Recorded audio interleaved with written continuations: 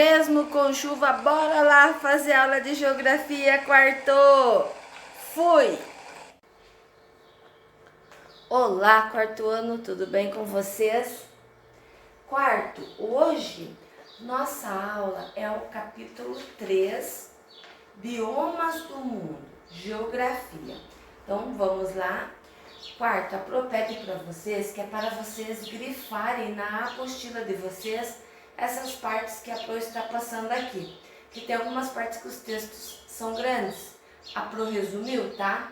Então vamos lá. Biomas do Mundo, na página 174. As paisagens naturais são formadas pela interação entre os elementos da natureza. Quais são eles os elementos da natureza? Grifem lá. Relevo, clima, vegetação, solo, hidrografia e os animais que estão interligados, todos atuando em conjunto na formação da paisagem. Então, todos esses elementos aqui fazem parte da paisagem. Entre esses elementos naturais, podemos distinguir outros seres vivos. Quem são os seres vivos? Plantas, animais e seres microscópicos, que seriam quem? Seres minúsculos que nós nem às vezes enxergamos embaixo da terra, tá? Tem as formigas que nós vemos, as minhocas, vemos as lesmas, os tatuzinho bolas, mas tem os que a gente às vezes nem consegue ver, só através de microscópio. E os seres que não são vivos, quem são eles que não são vivos? O solo, relevo, clima e hidrografia, mas que estão repletos de seres vivos e diversos neles. Então, esses que não são seres vivos, mas nele encontramos seres vivos, tá? Aí lá na página 174 ainda, essas relações formam os biomas, que são identificados principalmente pela cobertura vegetal, como as florestas tropicais, as florestas temperadas, as savanas, as pradárias e os desertos e as tundras. Por que a Pro já está com resposta, quarto? Que a Pro pode cobrar esse capítulo na atividade avaliativa, então a Pro já vai colocando com resposta e a Pro vai trabalhar e estudar. É para vocês estudarem até onde for o slide, tá? Que seres vivos podem ser encontrados no solo? Muitos insetos, minhocas, plantas, seres microscópicos como os fungos e bactérias. Aqui, na página 175, também tem um textinho lá. A cobertura vegetal do aspecto mais marcante dos biomas. Apesar das grandes interdependências entre os elementos naturais, os biomas fortemente são caracterizados pelas relações típicas, relações tipos climáticos e tipos de vegetação. Então vocês vão grifar lá na apostila também. A distribuição da vegetação na superfície terra está ligada ao quê? As condições do clima, ou seja, a temperatura, a chuva, a luminosidade, junto a esses outros fatores da natureza, como fertilidade do solo, possibilita a diversidade das paisagens em nosso planeta. Então, tudo isso aqui contribui para o quê? Para uma vegetação boa. Luz, sol, chuva, o clima, tudo isso. A fertilidade do solo, tá? De modo geral, locais com altas temperaturas e abundância de água desenvolve a vegetação exuberante. Em localidades com pouca disponibilidade de água ou com temperaturas muito baixas o ano todo, tendem a ter menos vegetação ou menos diversidade. O que acontece? Se tiver a temperatura for normal e tiver água, a vegetação é exuberante, quer dizer, é uma vegetação boa. Agora, se tiver lugares que tem pouca água, temperatura muito baixa o ano todo, tende a ser o quê? Ter menos vegetação ou menor diversidade de espécies. Igual lá no Amazonas, lá você encontra várias espécies de fauna e flora, porque lá tem umidade, lá tem chuva, lá tem vegetação que muitos os seres humanos não exploraram. Aí você encontra diversidade de espécies. Aonde tem poucas espécies é porque tem pouca água, pouca vegetação. Essa parte aqui é bem importante também. Lá na página 176 tem as imagens, olha só. Os principais impactos negativos que os biomas e a vegetação sofrem no decorrer das seguintes ações. Olha o que acontece: exploração da madeira. Claro que eles têm que destruir aqui, usar a madeira para construir algo, né? Para fazer a clavinha, é um exemplo disso daqui, né? Olha só, temos aqui a prática da agricultura também. É tudo isso tem lá na página 176, tá? A pecuária e a agricultura, tem queimadas, incêndios, igual agora nessa época de calor que chove muito pouco, quarto. Tem muitas queimadas, muitos incêndios. Tem pessoas que fazem essas queimadas criminalmente, tá? Só para ver a coisa pegar fogo mesmo, que fazem isso por ser criminoso isso, tá? E acontece que às vezes um carro, uma pessoa passa fumando e joga aquele cigarro perto onde tem essa floresta, um lugar assim que tem árvore seca, acontece isso daqui, queimadas.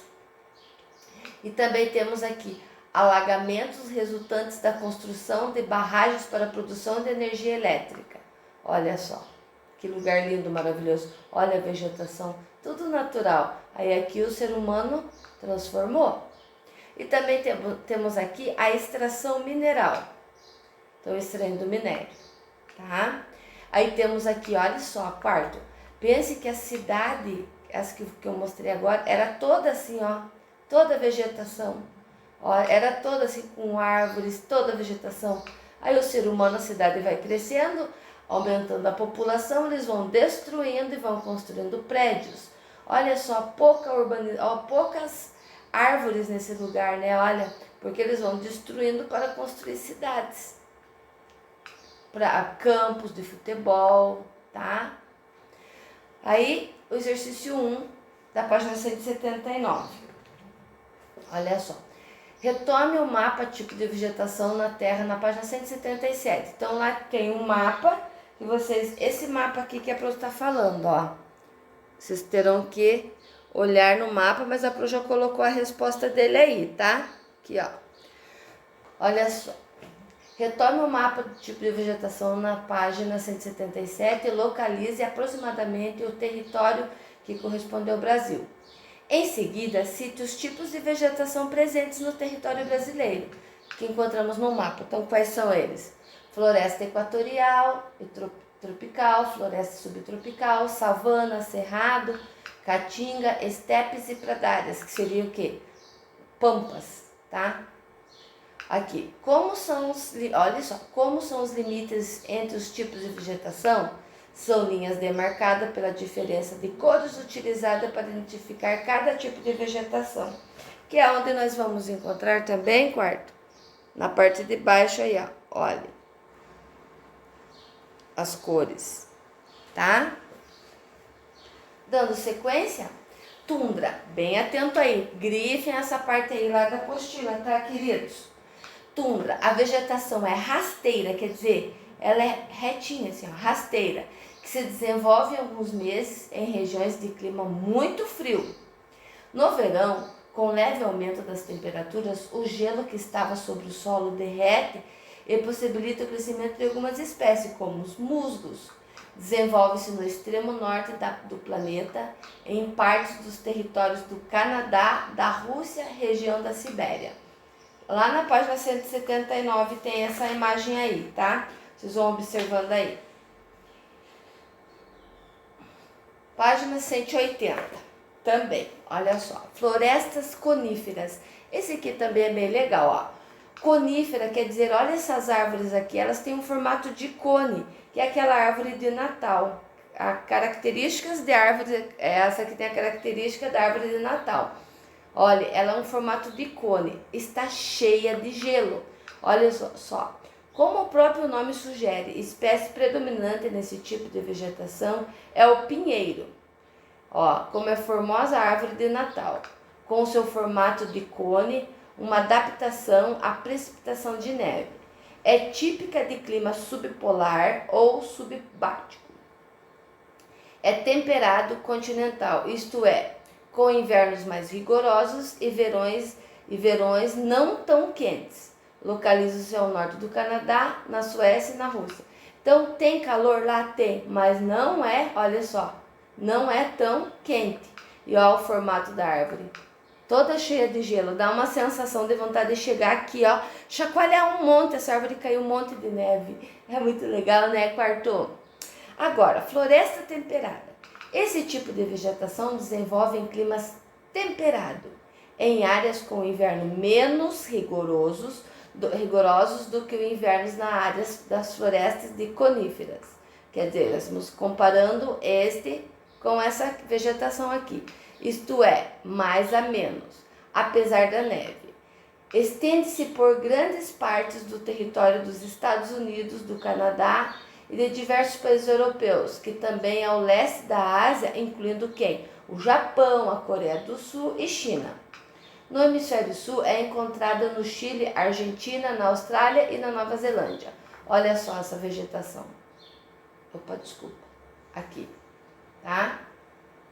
A temperada. Agora nós vamos lá na Mediterrânea, lá na página 180, tá? Peraí.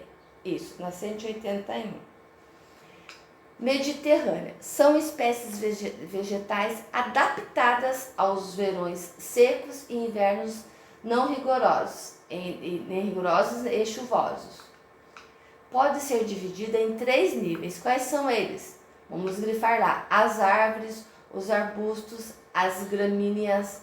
Ele recebe esse nome por estar presente nas áreas próximas ao mar Mediterrâneo, junto à Europa, à África e ao Oriente Médio, tá? Não esqueça de grifar lá. Formações herbáceas, lá na página 181 também.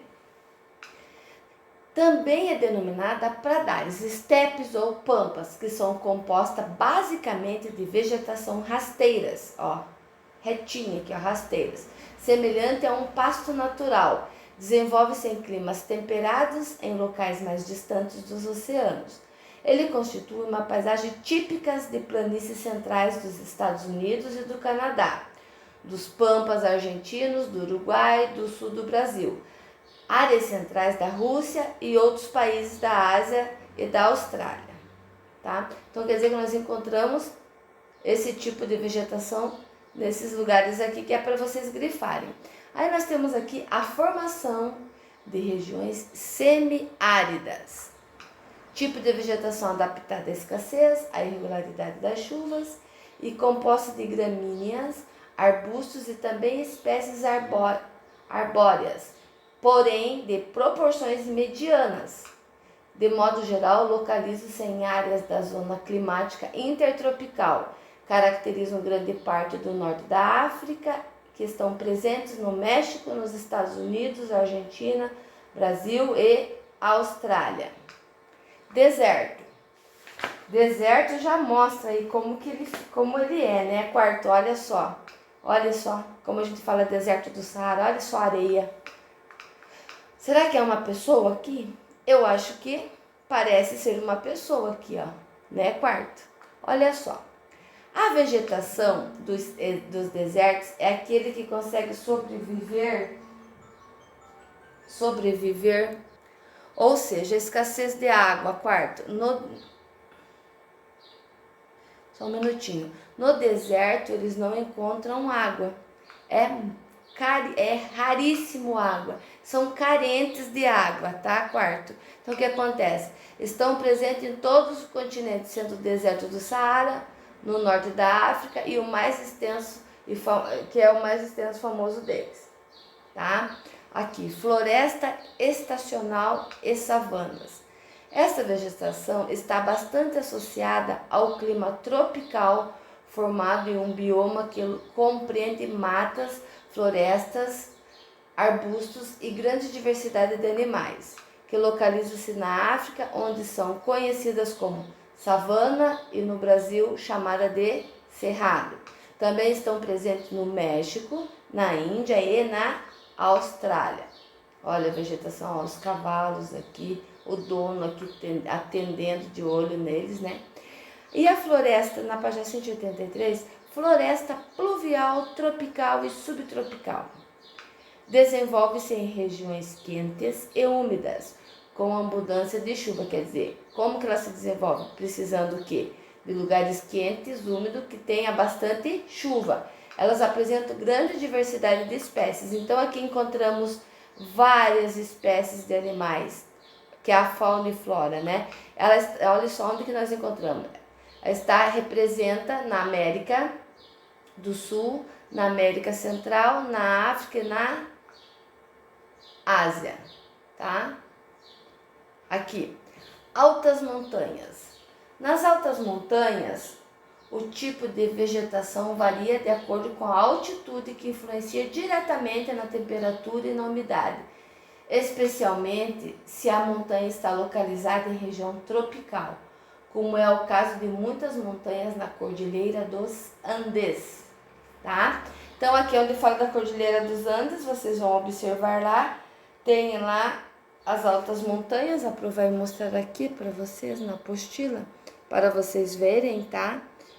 Mas o que seria, quarto? A Pro vai pedir para vocês para estudarem até aqui, completarem a apostila até essa parte, que é onde a Pro pretende cobrar a atividade avaliativa, tá? Então, umas partes assim que você não consegue, quarto ano, decorar. Então, é o que? É leitura e grifando essas partes, tá? Sabendo onde fala onde tem chuva, onde tem menos chuva, onde tem mais umidade, qual o tipo de vegetação que encontramos, o que encontramos, quais são os seres vivos, os não vivos. É bem tranquilo, tá? Quarto, qualquer dúvida, vocês chamam a Pro no Skype, que a Pro está à disposição de vocês, tá bom? Quarto, bom estudo para vocês. Beijos e fui!